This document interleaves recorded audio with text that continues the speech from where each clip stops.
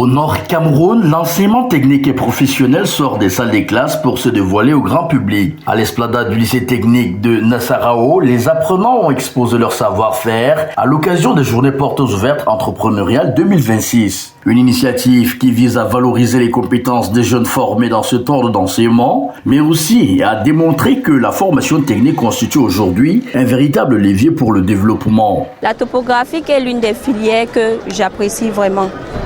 Surtout, la topographie, c'est éventuellement dans les travaux des routes, planter les bâtiments, faire les levées topographiques. Dans les différents stands installés pour la circonstance, les élèves ont présenté leurs réalisations et ont expliqué avec assurance les différentes étapes de fabrication. Nous avons fabriqué là une prototype de bread pen qui est constitué d'un bac de 2 roues. Quand tu peux porter des pierres lourdes, tu peux bénir et tu poses tes pierres là-dedans et tu soulèves tout simplement. Cet ouvrage, ça c'est une lit canapé et ça joue 2 rôles. Premier rôle, ça joue comme un rôle d'une canapé et deuxième rôle, ça joue comme un rôle d'une lit.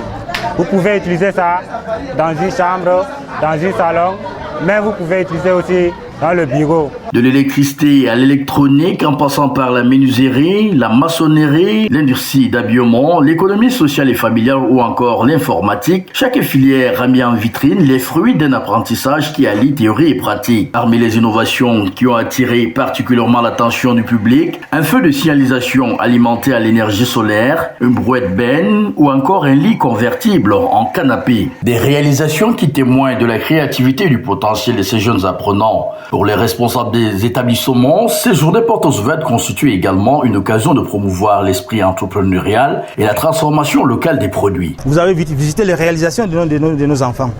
Je crois que nous sommes en train d'aller vers l'import-substitution, bannir l'importation par la créativité de nos enfants. D'un fruit quelconque, vous avez vu les tamarins, où on fabrique le jus de tamarin, on fabrique l'alcool à base du tamarin, on fabrique le gâteau à base du tamarin. Donc les enfants ont compris et utilisent avec efficience, n'est-ce pas, l'intelligence artificielle pour développer, n'est-ce pas, la technologie et le professionnalisme dans les lycées. Les lycées techniques. Président de la cérémonie, le gouverneur de la région du Nord s'est lui aussi dit impressionné par l'ingéniosité des élèves et les perspectives qu'offre la formation technique pour l'avenir du pays. Ce que nous avons pu observer, qui peut paraître comme des embryons d'une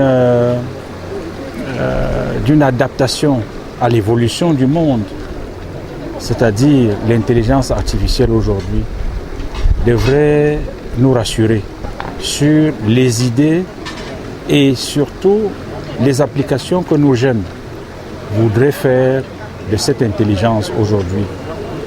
Il suffit seulement que nous puissions mettre à leur disposition des outils, des matériaux et le reste va suivre.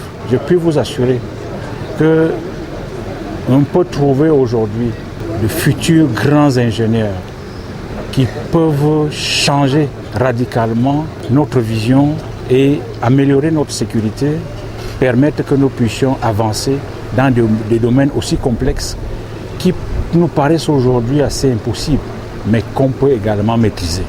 Un pays qui forme des ingénieurs, qui forme de bons techniciens, et appelé à un bel avenir. Les journées portes ouvertes entrepreneuriales 2026 vont se poursuivre dans les établissements et centres de formation professionnelle de la région. Une vitrine de savoir-faire local qui confirme que l'enseignement technique et professionnel reste un pilier essentiel pour l'innovation, l'emploi et le développement du Cameroun.